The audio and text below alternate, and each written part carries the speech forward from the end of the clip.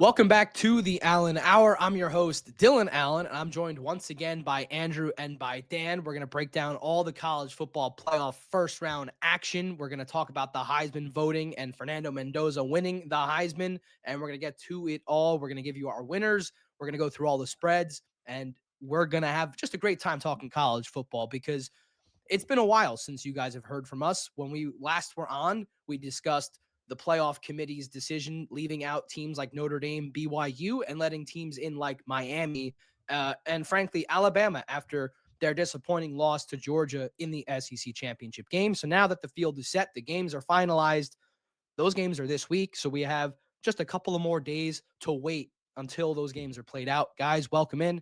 Thanks for joining me on this lovely afternoon. We just got some snow the other day, so again, thanks for joining. Yeah, thanks for having us. I'm a ball knower, so we're gonna be accurate this week again. Yeah, there's a lot of snow out. I did open my window slightly to try and get some natural light, but it is white out there. Yeah, I'm in a completely different state than you guys, but we still got the same snow. No, I'm just kidding. Dylan, I appreciate you having me back on. Very excited to chat some college ball with the boys. And what should be some maybe 2 out of 4 of these games will be really, really good. So I'm excited. Always. And listen, we got an Ole Miss fan in the house, Dan, so we know there's a big game coming up. What we all think should be a gimme, but, we'll discuss as we go through. I first want to touch, before we get to the games, I first want to touch on the Heisman Trophy results. I want to get your guys' thoughts on the winner, Fernando Mendoza. I'll start with you, Andrew, and then Dan. I know you had some thoughts on Pavia and how his reaction to the whole thing went down the night of and the day after. But Andrew, we'll start with you, Fernando Mendoza winning the Heisman in 2025. Yeah, I mean, usually it's a down year for the Heisman. I think there's not too many like statistical beasts this year at any of the top positions. So I think normally when that happens, it's usually probably the quarterback of the best team that wins it, and that was Fernando Mendoza. So I think personally, I would have voted for Diego Pavia just because I think if you flip flop the two, I think Indiana is the same, if not better, with Diego Pavia on their team. I think he really is like the most valuable player among the group that was selected. But I'm not angry at the Fernando Mendoza decision. I think he's a really cool quarterback. I think he's a funny guy too, and yeah, he's been great this season. And obviously, Indiana's the Cinderella story, so it makes sense that it would go to him. How about Heisman Mendoza, boys? Let's go. Mendoza led the country in touchdowns with 33 this year. So I think that he definitely deserved it, and he was on the number one team. So I agree with Andrew in the fact that this definitely was a down year. You look at like 2019, like I was looking back at some Heisman other years and how unbelievable that year was with the 4 candidates up there. But yeah, definitely a down year for the Heisman. But I was a little upset with Diego Pavia, Andrew. That's your guy. He was in the club, he was kind of acting kind of like an idiot, to be honest.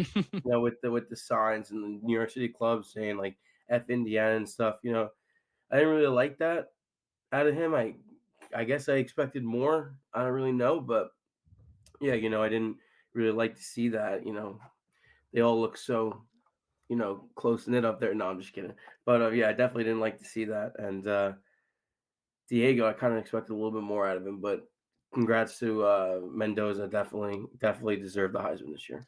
I mean, to your point, Dan, how many greats have we seen lose the Heisman Award over the years? You think of like Christian Yeah, McCaffrey, there's a lot of Andrew, like there's just a lot of names that you can go through. That one comes to mind off the top of my head, and no one reacts in that way. Everybody's appreciative just to be on the stage. And in my opinion, I felt Jacob Rodriguez from Texas Tech should have been in the top four, should have been one of the finalists.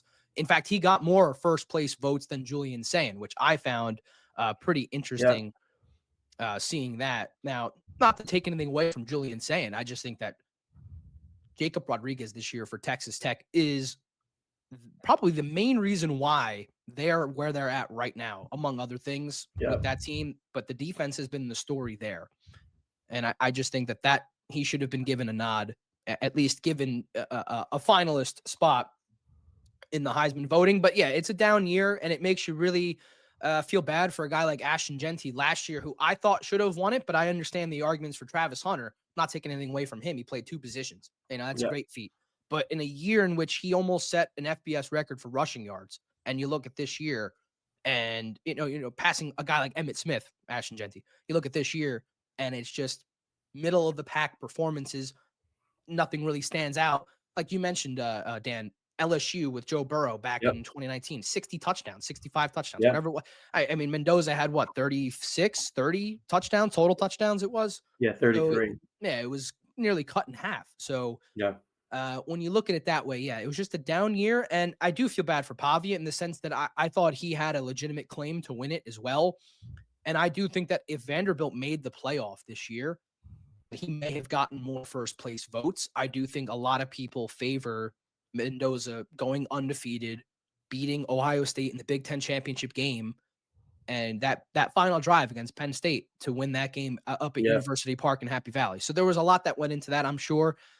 Personally, I mean, you're splitting hairs with Pavia and Mendoza in what was a kind of a down year, as you guys highlighted. So without further ado, let's get to the games this week. That's what everyone's tuning in to hear about. And let's start with the first game, which will be Friday night. There's only one game on Friday, but it will be Alabama at Oklahoma in what I think will be the best game of the four this weekend.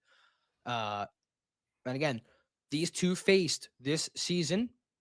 Oklahoma got the win in Tuscaloosa the first time these two met. 23-21 was the final score.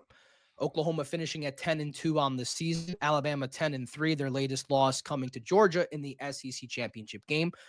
Andrew, I'll start with you first. I know that when we last talked about this game briefly, when we previewed that game, Alabama was your initial lean and your initial thought on who was going to win this game and possibly cover. Is that where you still stand now, a week later?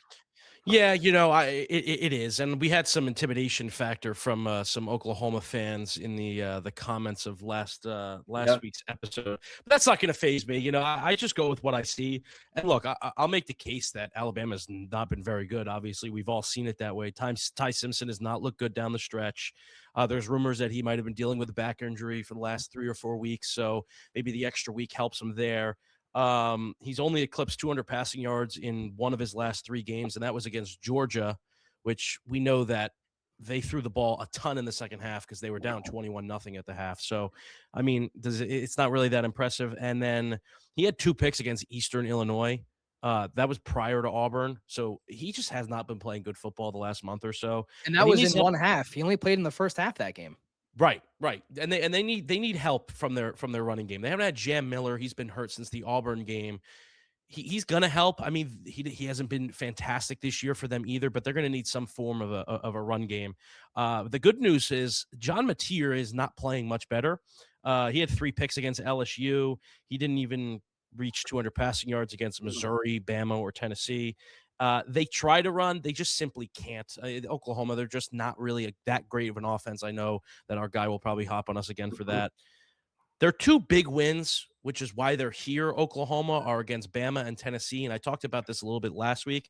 They got outclassed in both of those games, at least in total yards. And the one thing that they can turn to is making it a turnover game, winning the turnover battle, making things happen. And, someone might say that is, a play to win, like figure out a way to win the game. I say it's not sustainable. I just don't see that's how they win. It's nice if that's a complement of winning. If, hey, you can get your ball back to the offense and your offense is good and you can keep taking the ball away from Alabama. But if that's why you're winning, it's not really sustainable. So yeah, I think it's Bama minus the 1 here. I'll just take them to win the game. Yeah, Andrew. I'll save my pick for the end of my spiel, but I think that definitely the biggest factor in this game is, that Alabama offense. They in their last in their last Power 4 games, in the last 3 of them, 2 of them were losses, obviously. The ground game has been really just not there, very inconsistent, and their third down efficiency has been really, really bad. In those games they're going 12 for 44, including 3 for 14 in the SEC title game. I think that when you look at this game, it's going to be can Alabama's offense score enough points, because that Oklahoma defense is no joke. They're ranked top 10 nationally in points per game, yards per game, and their run defense. They're only allowing 81 yards per game, on the ground. And Brent Venables' defense, has done a great job really to close out this season as well. So I think that when you look at this game, obviously it's Alabama's offense. Can they score And John Mateer, again, just to your point, he has not been playing well whatsoever. And I think that when you look at this game, I think that both offenses lack efficiency. So the over under 40 and a half, and we spoke with that last time. I think It's a that's low a good line. number. Exactly. Yeah. I'm thinking maybe on the under in this game, but I'm going to take Alabama straight up in this game, I think. I don't know if I'm gonna mess with the 1.5. Seems a little weird to me, but I think it's basically just pick them at this point. So I'm going to take Alabama to win this game. Yeah, I mean, at a 1.5, 1 point spread, the money line is essentially betting the same Yeah, thing. So the lines are very similar in terms of what you have to pay for that. So I might do that with you, Dan. Just bet the money yep, line instead of the point. But I'm with you guys on Alabama. I know last week I jokingly said that I was joining you guys on the bandwagon because my picks have been horrible lately, and I would rather just lose with you all than try and be the sharp guy of the group and pick the other team that no one picked. But when you look at these games, these teams, I should say, and you look at their head to head, I mean, Andrew talked about it. Uh, the fact that Bama lost that game and still outgained Oklahoma by almost 200 yards is quite impressive. I'll give Oklahoma's defense a lot of credit. They were able to turn over the Tide 3 times, and they didn't turn it over once. So even though Mateer has been playing that great, he at least took care of the football in that game. But as you alluded to, Andrew, the game against LSU, he had 3 interceptions. And what I find most interesting with that matchup against LSU is when you look at it face value, right? Oklahoma wins 17-13. But when you dig deep into the game and what it meant, it's senior day for Oklahoma. It's a night game. If they win, they are essentially in the playoff because they were already ranked eighth. And if they win, they're not getting dropped 3 spots, right? They're losing this game 13-10 late in the fourth quarter. Like, this is a game that they have to win. LSU is starting Michael Van Buren. They're not even starting Nussmeier. They fired their coach. Like, this is a game they have to win. And to their credit, they did win. But it took a 58-yard bomb with 4 minutes left in the game to win it by 4 points. And LSU is not a very good team this year. The only thing that you can write home about them is their defense. And Mateer and that offense really, really struggled. So the fact that that was must win and they barely squeaked by at home doesn't really scare me that this game is in Norman. I don't think there's a home field advantage that much, at least in this game, as others might tell you, especially when they bring up the history of Oklahoma playing at home. I just don't see it. And I think that if Alabama and Ty Simpson can just take care of the football a little bit better in this game than they did the first time, I think they win this game. So I'm with you guys. I do like Alabama here, but that does not mean that I like Alabama as a squad. This is a team that has stunk up the joint too, not just Oklahoma. And one other interesting fact that I saw that I feel like no one had talked about just because of how long ago that game was, the committee really highlighted that Alabama win at Georgia earlier in the season and didn't really weigh this SEC championship game with that much weight with the 28-7 loss. Well, I dug into that first game. Alabama was held scoreless in the second half. So they've been outscored by Georgia 35-7 because Georgia scored 7 in the second half of that first meeting. They've been outscored 35-7 in the last 6 quarters versus Georgia. So this is a team that, even though they got that win earlier in the year and the committee wants to give them their flowers for it, that's a team that has of late looked bad. And in the last 6 quarters versus Georgia looked horrendous. So I won't take Alabama to move on in that next round, but I do think in this round against Oklahoma, they get the win there. Now moving on to the second game of the weekend. Now we're jumping to Saturday, the 20th. The first game to kick off at noon will be Miami at Texas A&M. This is an interesting game. The spread between these two, it's A&M -3.5, the over-under 51.5, so a lot higher than the Alabama-Oklahoma total. These two teams, we unfortunately don't have a head-to-head to go off of like we do with Alabama, Oklahoma. So I'll be interested to hear what you guys think, Dan. I'll start with you on this matchup with Miami at Texas A&M. awesome. Thank you. I think this game could be the best game of the weekend. You look at these two teams, Texas A&M 11-1, Miami 10-2. There's a lot to say about Miami. They got in over Notre Dame, some people think. But, I'm going to look at these the two wide receiver matchups in this game with freshman Malachi Tony, absolute sensation. And on the other side, Casey Concession, who's going to go to the draft this year. I mean, both these kids are absolute studs. We look at Malachi Tony. He's got 84 catches, 970 yards, and he's also a threat on the ground. He's got 17 carries for 2 touchdowns, so you got a game plan for that. I look at Texas A&M's defense, and that defense is elite. They're only allowing just a little over 180 yards per game passing. Passing, yeah, just passing yards per game. And they generate sacks at a very high level, which is one of the nation's best rates when they generate sacks on opponents' dropbacks. I'm looking at if Carson Beck, what version of Carson Beck will we get? Is he going to be that great Carson Beck that we've seen in years past when he was with Georgia, or is he going to not be as well when they face Notre Dame? I don't remember if he played really well in that game, but I'm just going to go with the fact that he didn't. Carson Beck, I'm very curious to see what he does against that defense. The offense needs to be somewhat balanced for Miami in order for them to win this game, and I think that ultimately I'm going to go with Texas A&M. Give me the 3.5 here. I think that Mike Elko's defense is very elite, and I think that they will not dominate, but I think that they'll definitely cover in this game. So I'll take them 3.5. Yeah, I mean, I think there's a little too much heat on Carson Beck. I mean, if we go back to last year, the only reason really Georgia wasn't liked in the playoff was because they didn't have Carson Beck, right? They had to go to Gunnar Stockton, someone that hadn't played before. And Carson Beck is playing really good down the stretch. Over the last 4 games since their loss at SMU, he's got 11 touchdowns. He's got 1 interception. He's completing passes at an 80% clip. This guy's playing unbelievable. Now, given it's against ACC teams, but still, and you might say, wow, 80%. I mean, is he going to play like that? I mean, he's been playing at a 75% clip all year. So he's been completing a lot of passes. Earlier in the year, he's turning over a little bit, but now he's really catching his stride at the right time.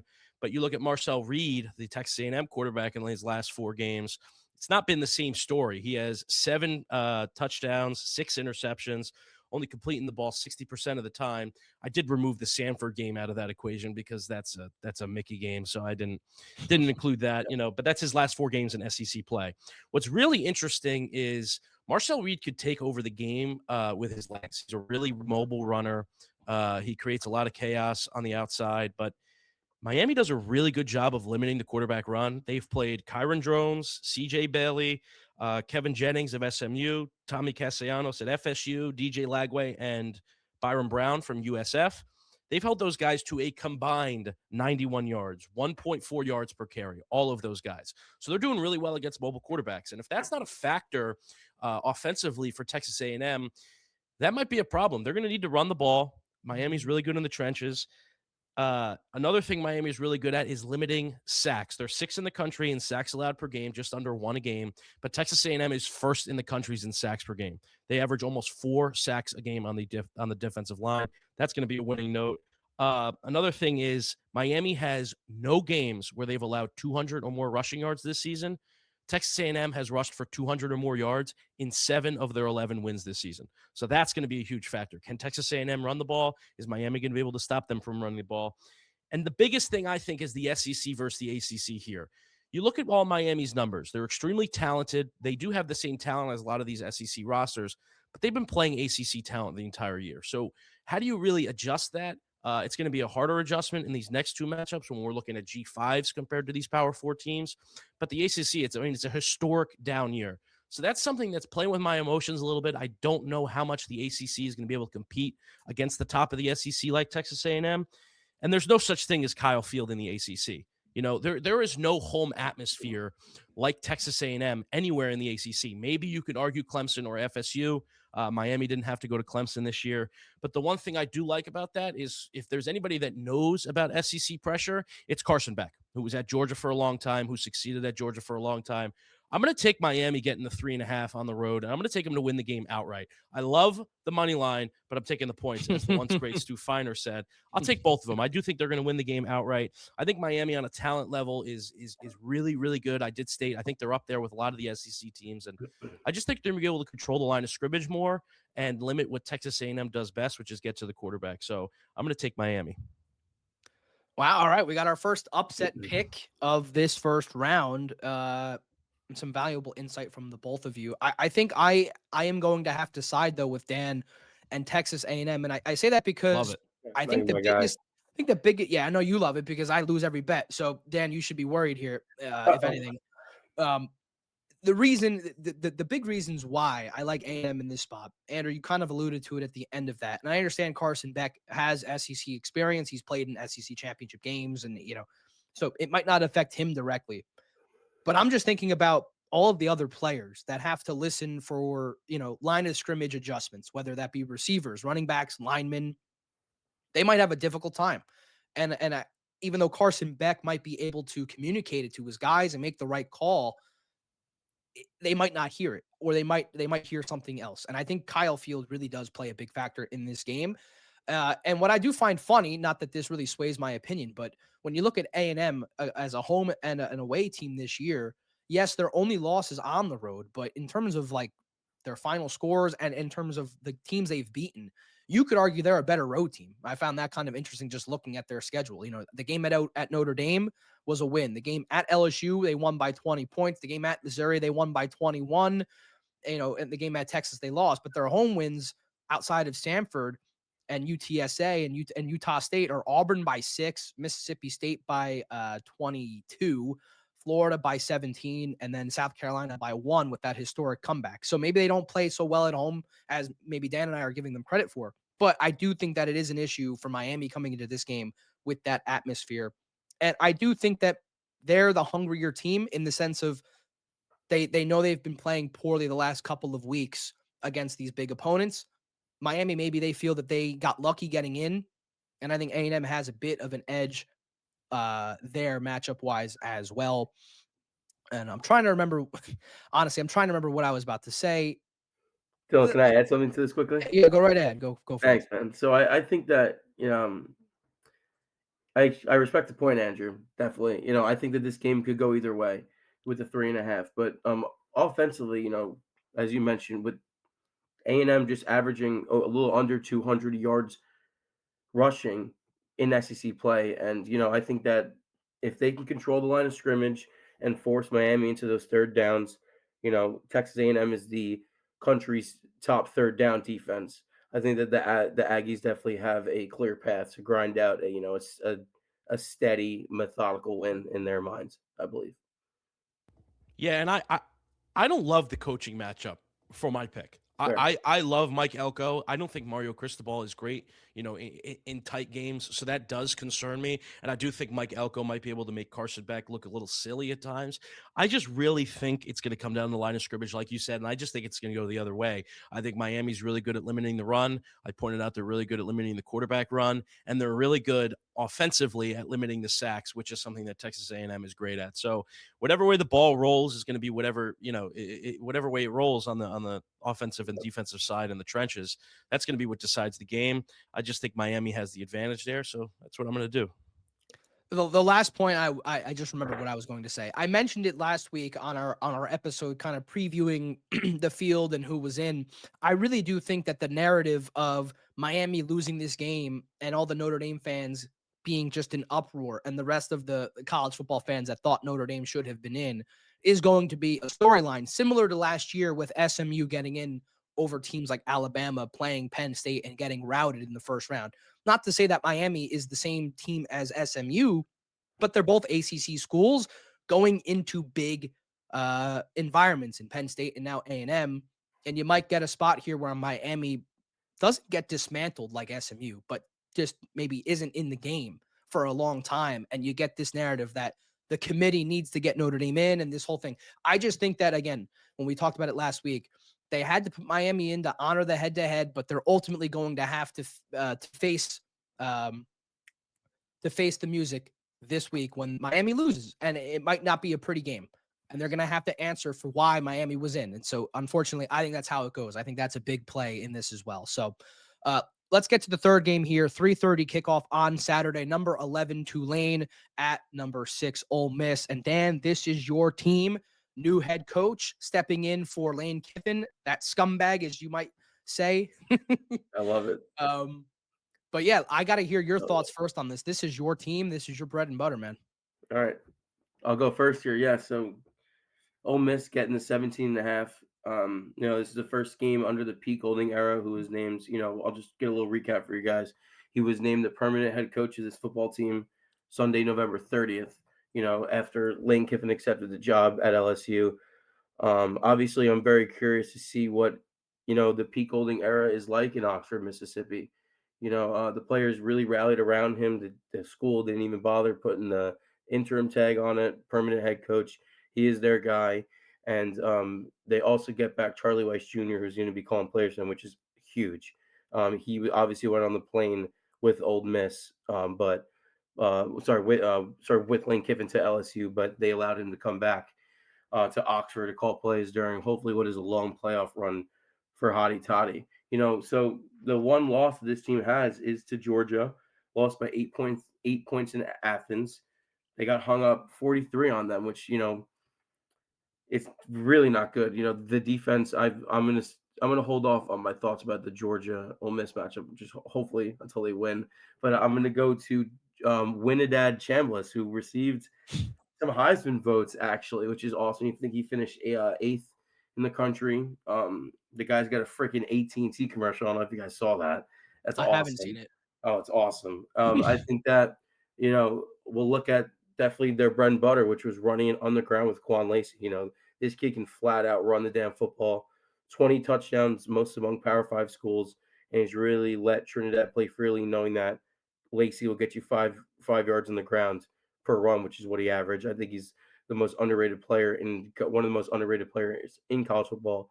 Just received an All American, which is awesome. We're going to look at the four wideouts on this team, the four wide receivers, over 500 yards on the season. Harrison Wallace, Deuce Alexander, Caden Lee, and Deson Stribling all have over 500 yards, which really has allowed Trinidad to, expand the field and throw the football. Obviously, these guys have been nothing but great for them and what should be, hopefully, a blowout win against Tulane. I think the biggest question is that Ole Miss, they have the biggest question mark among all these college football teams. How does this team play without Lane Kiffin, who left for the LSU job a couple weeks ago? I definitely think that's the biggest question mark, and I think that they're going to come show out in front of all the Ole Miss fans down in the Grove, and let's see what this team can do. Hopefully, it's just a little practice run for them. I'm going to take them. It could be 25 and a half, 20. I don't care what it is. You give me Ole Miss minus the 17 and a half. Tulane, two losses. Obviously, to Ole Miss by 35, which they won 40. They lost 45-10 earlier in the year, and they lost to a very famous rebuild team in college football in UTSA. They lost to them by 20 plus. I look at Jake Retzlaff, who's been great, coming from I believe Duke. Oh, sorry, coming from BYU, right? Yep. So Yep. he came over there and has been doing a great job for them. I just think that this game is going to be not like a get right game for them, Ole Miss, but I think that they're really going to show what this team is going to look like in the future under the Pete Golding era. Yeah, I mean, I think we all have the same question mark listed out. It's that how are they going to look without Lane Kiffin, Ole Miss? But Tulane is not too out of that same question either. I mean, they have John Summerall, who's already Yep. accepted a job at Florida, and I've been seeing this guy taking interviews a week ago talking about this matchup in his Florida sweatshirt. So Yeah. how invested is this guy? I mean, it's hard to doubt his integrity, right? He's probably going to be juiced up, and they're probably going to be ready to go for this game. But is that really going to matter? I mean, Ole Miss is just miles beyond anybody Tulane has really played this year. Um, it's just like Trinidad Chambliss. He's great. He's great down the stretch. He's been great down the stretch. He rarely turns the ball over. In their first matchup, Ole Miss and Tulane, Ole Miss dominated on the ground, which is not something that they do very often in the sense that they look to pass more than they look to run. But I mean, they do have Lacey over there, who's just an absolute beast. The one thing Tulane did do well against Ole Miss is they were actually able to run the ball a little bit, but it didn't matter because they couldn't pass the ball. That's the problem. They're not going to be able to pass the ball, and they can run the ball all they want. I think Ole Miss is going to score way too quick for them. I just think they're not going to be able to keep up. It's a shame that the Kyle Field game is at 12 p.m. Eastern time, 11 a.m. on their where it's being played at Texas A&M, and we get this game at 3:30, and then the next game we're going to cover at 8 o'clock. I mean, it's just that's a rough scene for the playoff. I think Ole Miss is going to roll here. I really don't have much to say. Tulane's just not going to be be able to keep up. Although, ironically, it's what I said about North Texas when I thought they were going to beat Tulane. I didn't think Tulane was going to be able to keep up with North Texas, but they're not going to be able to keep up with Ole Miss. And I also think that to that North Texas game, Mestamaker is not the athlete Chambliss is on the ground, and the threat that he has with his legs. It's just I think this is a total route. I'm with the two of you here. I think it's a very carbon copy result of what we got earlier in the year, and I think the biggest thing too is you have to understand the motivation here for Ole Miss. They just lost their coach. They haven't played a game since that whole public outcry, right? They have a new head coach that is their permanent coach. It's not like it's some interim guy that they're like, oh, well, you know what? This guy's not going to be here. No, there's going to be players on this team playing next year for Ole Miss, or at least wanting to stay, that are going to play for Pete Golding, that are going to want to deliver a huge win and a huge run in general here for Pete Golding. And you don't think there's players on this team that want to kind of stick it to Lane Kiffin a little bit for how he handled things and how he left? And these players probably feel a bit betrayed. This is the best season in this school's history. They fall. They have one loss on the year. I mean, any other year where you have one loss in this conference in the SEC, you make the SEC championship game. It Yep. just so happened this year it wasn't the case, and this is the year for them. You have to feel slighted that Lane Kiffin, your coach, left. I think they're out for blood. I think Pete Golding wants to send a message too, because this is his debut as the head coach. He has to make his mark against at home with these fans. For a lot of those people down in Oxford that might be doubting this new tenure, he has to prove a point. Hang up as many points as you can. I think that is what we're going to see in this game. And like Andrew said, I think that Tulane just can't throw the ball as effectively as they will need to be able to cover this 17.5-point spread. It is a big spread, but I think it's for good reason. I just think that Chambliss and everyone in company with Lacey, everyone's just going to go try and run up the score, hang a crooked number, and just stick it to Lane Kiffin, who's watching at home, who might be on a recruiting trip during these games. Doesn't matter. But I think that's the biggest narrative in this as well. The first home game in Oxford since this whole thing happened. And I think the fans are hungry for a win. I think these players are hungry to send a message to the rest of America and to get a huge win for their new coach in Pete Golding. So I do think that's a huge storyline for this game as well. So give me Ole Miss minus the 17.5 with you guys there too. Now to wrap things up for the games this weekend at 7:30 on Saturday, the 20th, number 12, James Madison goes to Eugene, Oregon to play the number 5 ranked Oregon Ducks. And this should be another, maybe we say, a route similar to this game. I don't see it going any other way to James Madison. Kind of just a Cinderella run here in the Sun Belt, but I'll go to you, Andrew. We'll flip it up. I'll go back to you. Start this off for James Madison at Oregon. Yeah, I like to think of myself as a G5 guy. I probably watch more G5 than is healthy for the average football fan. The good thing about JMU, they can run the ball and they can stop the run. Now, that's a great formula for winning games. It's a great formula for winning games when you're in the Sun Belt where they play, right? That's the problem. They only have played one P4 team this year, Power 4 team, and it was Louisville. Now, to their credit, they were tied at 14 heading into the fourth quarter in that game. They did lose 28-14, and that, again, was against Louisville, ACC team. ACC having a terrible year overall, and their quarterback JMU is just it's not great. If you wanted an upset like this, you need an underrated quarterback that's going to get a big Power 4 job next year, that's looking to close it out with a G5 team. And Alonzo Barnett, he's just not that. He has an interception in each of his last 6 games. He really struggled against Troy. He barely completes 60% of his passes. I think he completed 40% of his passes against Troy, which Troy is not. They're not good at all. They did run the ball incredibly well against Troy. They had a 344-yard difference in the run games. Troy ran for negative 26 yards, and JMU was at over 300 yards. So that was a big difference there. Obviously, that's probably not going to be the case in the Oregon game. But that Troy game, you look at the score, and I know probably maybe a lot of people didn't watch that game. You're like, oh, 31-14. JMU did what they were supposed to against a bad Troy team. Yeah, it was 17-14 with 5 minutes left in that game. And I said this before we started recording. I must have live bet JMU's money line 4 times, and I was sweating. Absolutely sweating, because JMU was a better team than Troy, but they really did not show it until the end of the game, and they got some nice turnovers. I think they got a turnover for 6 at one point. But I really want to talk about Oregon, because I think Oregon is a team that could potentially make a run and is a legit contender of the national championship. And it starts with Dante Moore, because he's an absolute stud at quarterback. He doesn't really turn the ball over. He completes a ton of passes, 73% on the year, which falls in line with the other Oregon quarterbacks under Dan Lanning. I think Dylan Gabriel had 73% last year. Bo Nix was at 77% in 2023, which was the best ever recorded in a single season. So he's right in line with the way those other Oregon quarterbacks have been playing for Dan Lanning.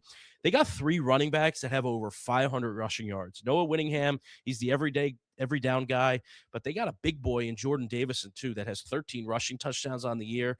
They just are really stacked and really at all the skill positions have a ton of depth. And Dante Moore himself, he's not a statue either. So their defense is also pretty underrated. They're top 3 in yards against the pass. They're top 3 in rushing yards against. So I just think Oregon is all around a better team.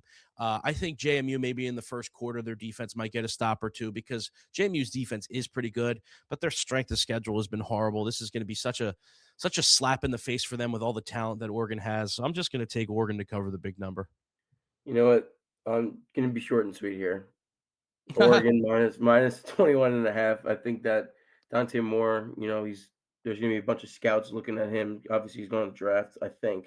But there's gonna be a lot of scouts looking at him. I think he's definitely gonna show out. I think they're gonna run up the score.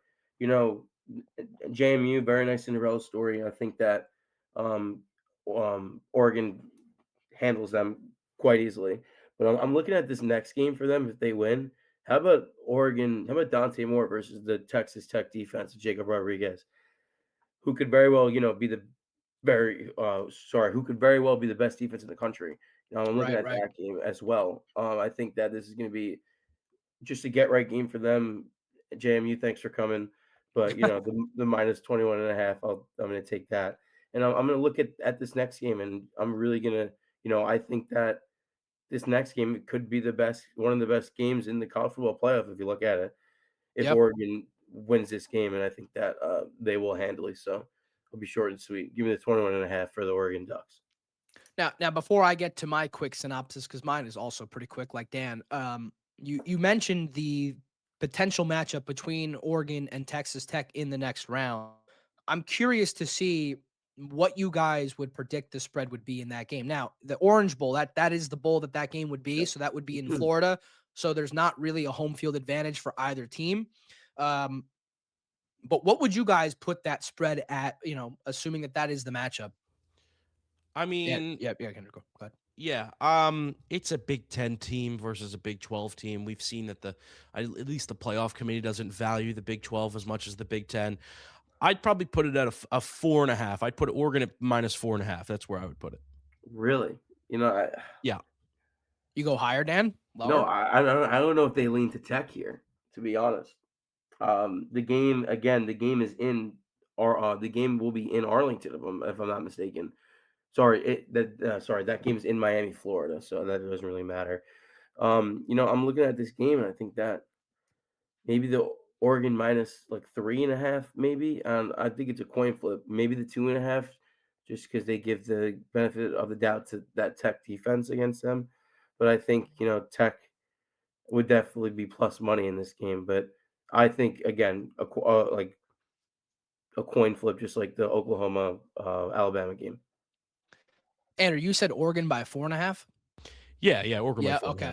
I would not be surprised if the committee, or not the committee, if the odds makers made this a touchdown spread. I would not be surprised. And I say that because I don't know how they would feel Texas Tech offensively matches up with Oregon's size defensively. Because this is another thing that NIL has allowed. And Texas Tech is included because of their defense, obviously. But they've also, with NIL, you no longer have Oregon in this Pac-12 quote-unquote offensive juggernaut speed demon mold where they don't have the size. They just have the speed. And every time they play against an Ohio State or you name it, where they just have beefy guys up front, they get outmatched. That's no longer the case with Oregon. I think they have the bodies to match up. And I do wonder how they do match up. Texas Tech does offensively on Oregon defensively. And I think Oregon's defense has been sneaky good this year in a lot of games. They've made some big plays. Their only loss is to Indiana, which we've seen how good that team is over a 13-game sample size. So you can't really blame them for losing that game.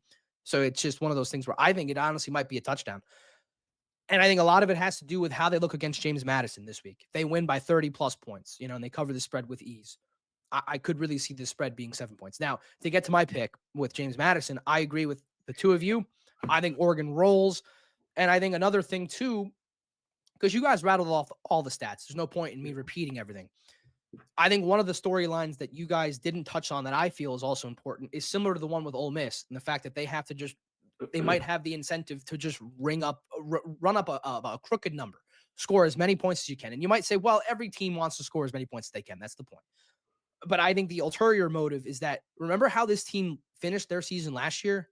They were the number 1 seed, hadn't lost a game. They won the Big Ten championship in their first season in the conference, and they get absolutely smoked by Ohio State in the Rose Bowl. Not even a game. No. So that has to be in the back of Dan Lanning's mind and the rest of this team that was on that team last year for sure. And now they have a home game, albeit they're not undefeated. They're not the number 1 seed, but they have a home game. They have a chance to really blow a team out like James Madison. I think they want to prove to not that just themselves, but everyone else, like, hey, last year that was just Ohio State caught fire late in the year and we got unlucky. We're here to play now. So I think that's another added storyline to this game. And I do think Oregon covers the 21.5. It's a big number, but I do think James Madison just will struggle to stop Dante Moore and company. And I think alternatively on the offensive side, they just don't have the size up front to really formulate any kind of a run game. And I think Oregon will get timely turnovers, timely takeaways, and will get the punts they need to cover that 21.5 point spread. So without further ado, guys, we touched on all the games here. I open the floor to the two of you. Is there anything we've missed that you two wanted to touch on, that you wanted to share? Feel free. The time is now. I just want to push back on the sentiment you just laid out a little. I don't want to get, this isn't like Skip Bayless and, Stephen A. Smith. This isn't First Take. I'm not debating, but I just mean, like, if there's a team to prove that against, I don't think it's JMU. Like, I don't think Oregon is necessarily saying we got to go beat the absolute living daylights out of JMU to tell everybody that we're supposed to be here. I think the time to do that's next week against Texas Tech, who has the ability to absolutely ruin games, kind of similar to Oklahoma defensively, has the ability to just turn a game upside down for no reason with turnovers and takeaways. Oregon can play, and I think they're going to prove that they can play. But part of me wonders if Oregon gets out to a 24-point lead and they start resting a little guys for next week, because the Texas Tech game is a big game, and that does concern me with the spread. It's such a big number. I won't be laying either of the big numbers. I will be betting Alabama and Miami. I will be putting legit bread on that game. But it does concern me with some of these big spreads if these teams are just going to roll and then kind of coast their way to victory. The only thing I will push back on that is I think that the incentive, I agree. What I agree with is the incentive is definitely there for Texas Tech. It's higher, but I still think the incentive is there for James Madison. It might be just a little bit less, agree to disagree there, whatever you want. But I do think that because this is their first appearance in the playoff since that game, that they do have that thought in their mind, like, hey, the last time we were in this college football playoff game with this trophy logo on the field, like, we got blown out. We have to not just prove to everyone outside of the game, but like to ourselves and like, hey, we're here. That's way behind us. I do think it's legitimate, but I also do think that you're right. Texas Tech in that game there will be more to prove on that front. But I do think that there's a lot there to prove against James Madison. As far as games, you touched on it, Andrew, as far as games that I actually will bet, I think I'm also with you on Alabama. Like, I will bet real money on that game. As far as the rest of the card goes, I'll probably also bet Ole Miss. I do think that is an area in which it's a low number. I think it should be up closer to where the Oregon spread is, and it's just because of the lack of the passing game from Tulane in that game. They're just going to struggle, and the only way they cover that number is if Chambliss makes a mistake or two, throws an interception or two, which is very uncharacteristic from him. So I probably will lay money on Alabama money line, and I'll take Ole Miss minus the points, and the rest are just picks just to give you what I think will happen. All right, boys. And here's what I'm going to do. I'm going to bet all 4 of these games because I don't really care about my bread. I just put all 4 of them into FanDuel. We should get a sponsor. That's for fair. FanDuel DA. I think we should get a sponsor for FanDuel here. All right. Plus 1050 for these odds. Bama money line, A&M money line because they get a little nervous at 3.5, and then Ole Miss and Oregon spread. I'm gonna put those 4 together. Probably put my house on it. see what happens. No, I'm just All kidding. right. But I think that obviously I think I'm going back and forth between the 3.5 for A&M and just taking them straight up. They're minus 160 straight up. That's a good Me, number. I I probably would think also take that too over the spread, just because you're right. Like yeah, I could see Miami having a day and just covering 3 and lose by a field goal. But yeah, if it was 2.5, I probably would bet A&M. But yeah. on that So spread, I'm gonna take that and then I'm gonna drive my ass to Jersey and put money because I can't do it here. Put money on Quan Lacey for 3+ touchdowns, and then that's it. could Get And always some then just hit me lights up, on that's in man. the all I'm gonna studio say. next week. Could That's always all I'm hit me gonna up, say. man. I could always throw them in for you. Thank you. Like our boy Well, Jefferson, he had me put money on Navy. What a loser! yeah, I mean, and then the money on Seton Hall too. Whatever. I Jefferson, wanted money. I wanted money. if you're Let's hope watching, Be happy. let's hope Dan hits all those bets. We don't want to see him in the dark next week when we record here. I think I'm going to say this flat out. If Ole Miss loses this game, you will not see me back on this podcast. Okay, All right. That's I'll very all right, fair. quote. I'm going to put it down here. I'm going to quote you you on can, that. yeah, All right. please. All right. But We'll yeah, have the bet slip. We'll have your bet slip in here too. Don't worry. So that we way should you invite you Lane won't miss Kiffin it. on next week if Ole Miss loses. Just I'll reach extend the out. invite. I'll reach out. Well, I'm good friends with the whole athletic department for Ole Miss. I'll tell you the story after this, Andrew. I Perfect. made friends with them a couple weeks ago. Perfect. Maybe we can get Chambliss on here if they win big. We'll win it, Dad. We'll win it. Heisman, Hey Dad. man, does he have any eligibility next year? Will he be Yeah, back? I think he has to apply for it. Okay. But I could see him. I don't know if we want to touch on this, but Go for DJ it. Lagway just entered the portal this morning. Yeah, you see that? I know Yeah, Andrew sent that to me earlier. you can see maybe him or Trinidad being the next quarterback for LSU. Yeah, I Who absolutely see knows? that. Who Yep. knows? Yep. Or I think maybe Trinidad does have extra eligibility because I think when you come he does. from Yeah, FCS, I think you get yeah. He has to tough apply. I there. don't know if he's applied for it or not, but I think I saw that somewhere. But and my boy brought up an excellent point. My buddy Dylan said that. Me? No, my I was gonna Texas say I fan didn't. buddy I was gonna Dylan. say I didn't say anything. My Texas fan buddy Dylan said that. See him going back home to Baylor or whatever. He's from Texas, Lagway. So you see that? There you go. Okay. Well, so he's going to. He thinks he's going to Texas. Is that what you said? No, back Baylor. home in the state of Texas. Oh, okay. Gotcha. Yeah. Gotcha. Well, I'll tell you what, Dan. What would that do to your psyche if Chambliss transferred to LSU?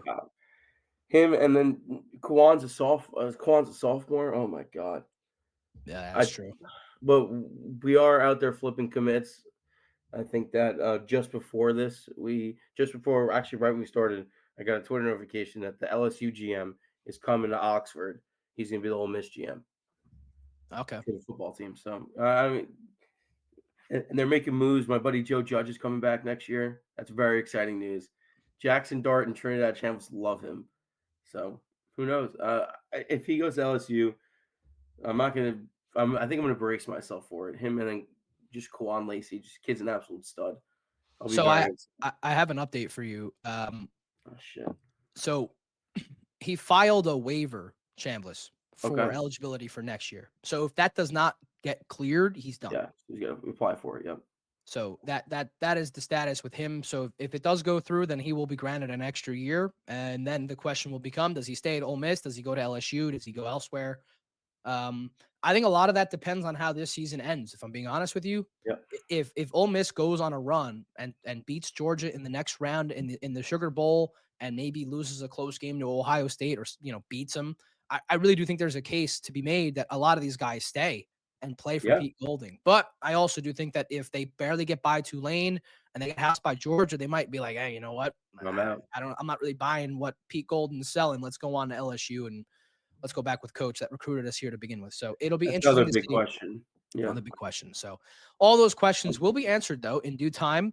Unfortunately, this is the end of the line for the Allen Hour. We ran through all the games for this weekend. We'll be back with another video once these first round games go final and we have the matchups solidified for the quarterfinals for that would be New Year's and New Year's Day. Those games are going to be awesome where we finally get to see the top 4 teams playing against these teams in the first round. If all the favorites do move on, you would have Oregon, Texas Tech down in Miami.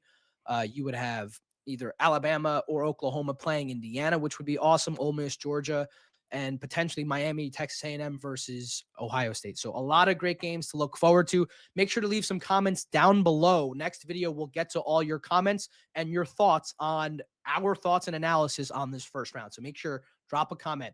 Also, subscribe, leave a like, and make sure to follow us here on all of our social handles. I'll have those right up here. So again, for Dan and for Andrew, thank you for joining. I'm Dylan saying so long for the Allen Hour, and we'll see you guys next time.